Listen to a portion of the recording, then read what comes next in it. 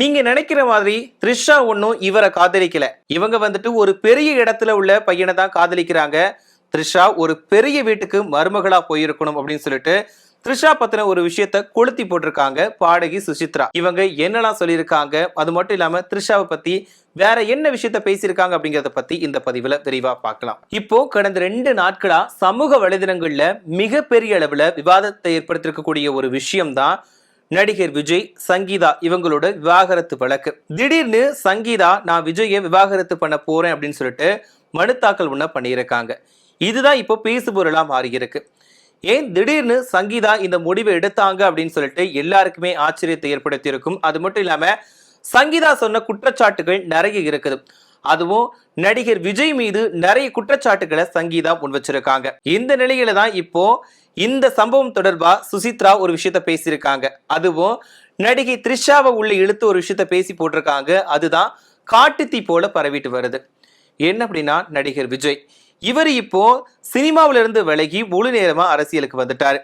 இவரோட நடிப்புல கடைசியா ஜனநாயகன் திரைப்படம் வெளியாக இருக்குது.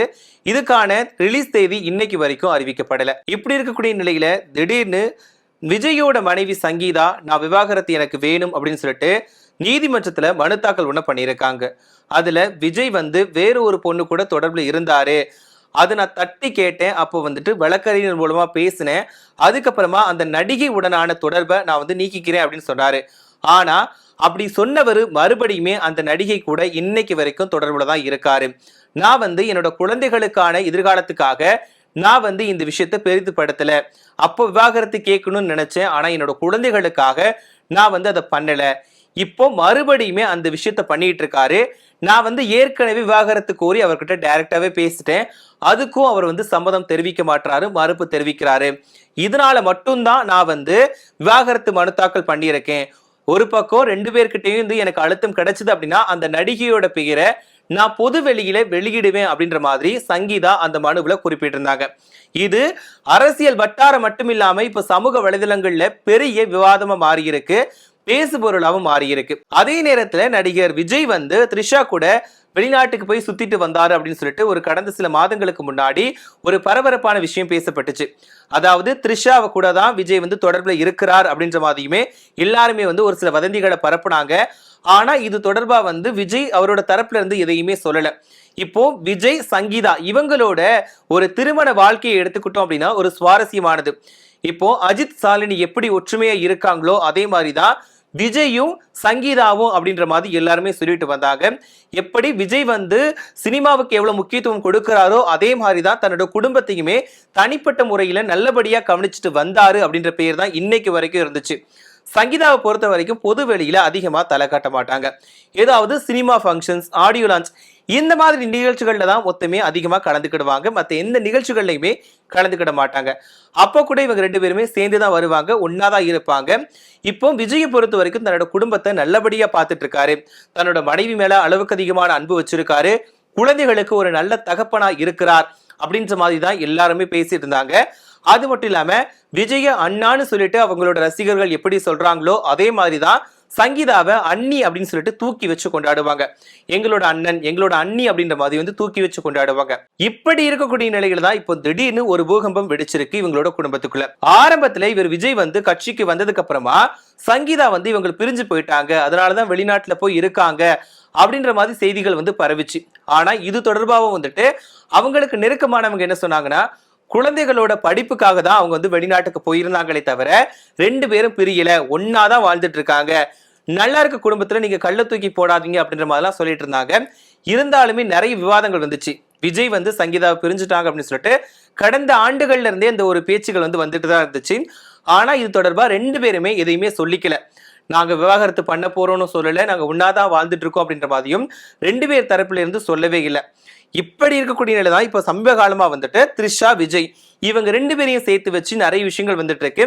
பாஜக மாநில தலைவர் நயினார் நாகேந்திரன் கூட என்ன சொல்லியிருந்தார் அப்படின்னா, அரசியலுக்கு வந்துட்டாரு ஆனா மக்களை பார்க்காம த்ரிஷாவோட வீட்டுல இருக்காரு அப்படின்ற மாதிரி ஒரு விமர்சனத்தை முன் வச்சிருந்தாரு. இதுவும் பெரிய அளவுல விவாதமா மாறி இருந்துச்சு, சர்ச்சையாவும் மாறி இருந்துச்சு. இதுக்கு த்ரிஷா அவங்களோட கண்டனத்தையும் தெரிவிச்சிருந்தாங்க. இது தொடர்பா விஜய் இன்னைக்கு வரைக்கும் வாங்கி திறக்கல. அதே மாதிரிதான் இப்போ மறுபடி இப்போ திடீர்னு சங்கீதா வந்து எனக்கு வந்து விவாகரத்து வேணும் அப்படின்னு சொல்லிட்டு மனு தாக்கல் பண்ணியிருக்காங்க. இதுவுமே பெரிய அளவுல விவாதத்தை ஏற்படுத்தியிருக்கு. இது தொடர்பாவோ விஜய் இன்னைக்கு வரைக்கும் எதையுமே சொல்லவே இல்லை. இந்த நிலையில தான் சுஜித்ரா வந்து ஒரு விஷயத்தை தூக்கி போட்டிருக்காங்க. என்ன அப்படின்னா, நீங்க எல்லாரும் நினைக்கிற மாதிரி த்ரிஷா ஒன்னும் விஜயை வந்து காதலிக்கல. விஜய் வேணா த்ரிஷா மேல அந்யோன்யமா இருக்கலாம். ஆனா த்ரிஷாவுக்கு விஜய் மேல அவ்வளவு ஒரு ஈடுபாடு கிடையாது. த்ரிஷாவுக்கு பிடிச்சமான நபர் இவர் அப்படின்னு சொல்லிட்டு ஒருத்தர் பேரை சொல்லியிருக்காங்க. அவர் தான் இப்போ துணை முதலமைச்சரா இருக்கக்கூடிய உதயநிதி ஸ்டாலின். த்ரிஷாவுக்கு வந்து உதயநிதி மேலதான் அந்யோன்யமா அதிகமா இருக்கு அப்படின்ற மாதிரி சொல்லியிருக்காங்க. அது மட்டும் இல்லாம விஜய்க்கு தான் த்ரிஷா மேல ஈர்ப்பு அதிகம். ஆனா த்ரிஷாவுக்கு உதயநிதி மேலதான் ஈர்ப்பு அதிகம் அப்படின்ற மாதிரி ஒரு குண்டை தூக்கி போட்டிருக்காங்க, கொளுத்தி போட்டிருக்காங்க அப்படின்னு தான் சொல்லணும். ஆண்கள்ல உதயநிதி ஸ்டாலின் பிடிக்கும் அப்படின்னா பெண்கள்ல ரம்யா கிருஷ்ணனை பிடிக்கும் அப்படின்ற மாதிரி இவங்க சொல்லியிருக்காங்க. இதுல மிக முக்கியமா இன்னொரு விஷயத்த சொல்லியிருக்காங்க. என்ன அப்படின்னா, த்ரிஷாவுக்கு வந்து கல்யாணத்து மேலலாம் இன்ட்ரெஸ்ட் கிடையாதுங்க, அவங்களுக்கு தேவை வேற விஷயம் தான் அப்படின்ற மாதிரி சொல்லியிருக்காங்க. இன்னொரு விஷயம், த்ரிஷா வந்து ஒரு பெரிய வீட்டுக்கு மருமகளா போயிருக்கணும். அதாவது முக ஸ்டாலினுக்கு வந்துட்டு மருமகளா போயிருக்க வேண்டியவங்க, ஆனா அவங்களுக்கு வந்து கல்யாணம் பண்றதுல இன்ட்ரெஸ்ட் கிடையாதுங்க, வேற மாதிரி விஷயங்கள் தாங்க இன்ட்ரெஸ்ட் அப்படின்ற மாதிரி இவங்க சொல்லியிருக்காங்க. இன்னொன்னு, த்ரிஷா வந்து மௌனம் பேசியதை படத்துல இருந்து தான் தமிழ் சினிமாவில் அறிமுகமானாங்க. இவங்க தமிழ் சினிமாவை பொறுத்த வரைக்கும் டாப் ஹீரோக்கள் எல்லாருக்கூடயுமே நடிச்சிட்டாங்க. ரஜினி, கமல், விஜய், அஜித், விக்ரம், சிம்பு, தனுஷ் இப்படின்னு சொல்லிட்டு எல்லா டாப் ஹீரோஸ்கள் கூடயும் நடிச்சிட்டாங்க. அவங்களுக்கான மார்க்கெட் நல்லாவே இருந்துச்சு. ஒரு சமயத்துல கொஞ்சம் குறைஞ்சது. அதுக்கப்புறமா 96 படம் மூலமா அவங்களோட மார்க்கெட் மறுபடியுமே ஏறிடுச்சு. பொன்னியின் செல்வன் அப்படின்னு சொல்லிட்டு அடுத்தடுத்து நிறைய படங்கள்ல நடிச்சிட்டு வராங்க. இப்படி இருக்கக்கூடிய நிலையில இவங்களுக்கு வந்து ஏற்கனவே நடிகர் ராணா கூட வந்து திருமணம் நடக்க போவதா பேச்சு எழுந்துச்சு. ஆனா அவங்களோட வீட்டுல சம்மதிக்காதனால இவங்க 2 பேருமே திருமணம் பண்ணிக்கல அப்படின்ற மாதிரியும் தகவல் வெளியாச்சு. இன்னொரு பக்கம் தொழிலதிபர் வருண் கூட வந்துட்டு இவங்களுக்கு நிச்சயதார்த்தம் ஆச்சு, ஆனா கல்யாணம் பண்ணல. இதுக்கான காரணம் என்னன்னு சொல்லிட்டு நிறைய வதந்திகள் வந்துச்சு. ஆனா 2 பேருமே பேசிதான் பிரிஞ்சுக்கிட்டோம் அப்படின்ற மாதிரி இவங்க சொல்லிக்கிட்டாங்க. இப்படி இருக்கக்கூடிய நிலைதான் இப்ப விஜய், த்ரிஷா இப்படின்ற மாதிரி பேச்சு போய்கிட்டே இருக்கு. இதுலதான் இப்ப சுஜித்ரா வந்து ஒரு விஷயத்த தூக்கி போட்டிருக்காங்க. தொழிலதிபர் வருண் கூட இருக்க வேண்டிய திருமணத்தை தடுத்து நிறுத்தினதே உதயநிதி ஸ்டாலின் தான் அப்படின்ற மாதிரி சுஜித்ரா சொல்லி போட்டிருக்காங்க. என்ன அப்படின்னா, த்ரிஷாவுக்கு வருண் கூட கல்யாணத்தை நடத்துறத வந்து உதயநிதி ஸ்டாலினால ஜீரணிக்கவே முடியல, அதனாலதான் இந்த கல்யாணத்தை அவர் நிறுத்திட்டாரு அப்படின்ற மாதிரி ஒரு விஷயத்த பேசியிருக்காங்க.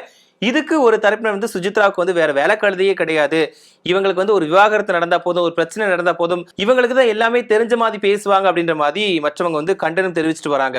என்ன அப்படின்னா, பொதுவா எடுத்துக்கிட்டோம்னா ஒரு விவாகரத்து வழக்கா இருக்கட்டும், ஏதாவது கணவன் மனைவி பிரச்சனையா இருக்கட்டும், அந்த மாதிரி விஷயங்கள்ல நடக்கும்போது வந்து சினிமா துறையை சார்ந்து நடக்கும்போது சுஜித்ரா வந்து எல்லாமே தெரிஞ்ச விஷயங்களை வந்து பேசுவாங்க. அதே மாதிரிதான் இப்போ விஜய்க்கு வந்து விவாகரத்து தொடர்பான வழக்கு வந்திருக்கக்கூடிய நிலையில இந்த விஷயத்த வந்து பொது வெளியில வந்து சுஜித்ரா பேசியிருக்காங்க.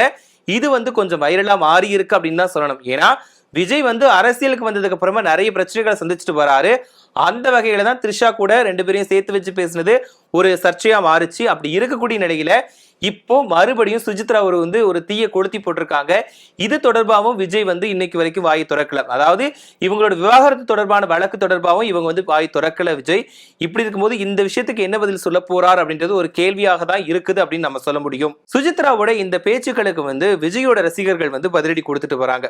ஒரு பக்கம் சங்கீதா விவாகரத்து மனு தாக்கல் செஞ்ச போதுமே வந்து நாங்க வந்து விஜயனா கூட இருக்கிறோம், அது வந்து அவங்களோட தனிப்பட்ட வாழ்க்கை அப்படின்ற மாதிரி இன்னொரு தரப்பினர் சொல்றாங்க. இன்னொரு பக்கம் வந்து தேவையில்லாம அழுத்தம் கொடுத்து இந்த மாதிரி வதந்திகளை பரப்புறாங்க அப்படின்ற மாதிரி சொல்லிட்டு இருந்தாங்க.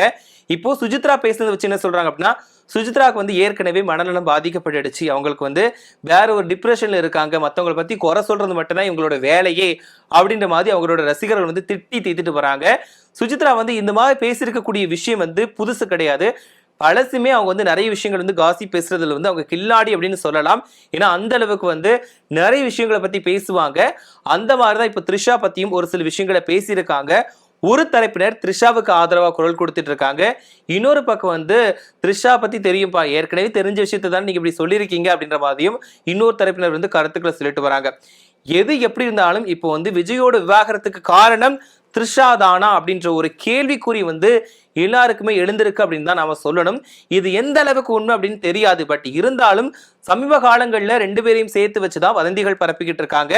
அதே நேரத்துல விஜயோட மனைவி சங்கீதா வந்து இப்படி ஒரு வார்த்தையை சொல்லியிருக்காங்க, எனக்கு அழுத்தம் கொடுக்கக்கூடிய பட்சத்துல அந்த விஜய் வந்து தொடர்பில் இருக்கக்கூடிய நடிகை யார் அப்படின்றத நான் வந்து சொல்லிடுவேன் அப்படின்ற மாதிரி அவங்களுமே சொல்லியிருக்காங்க.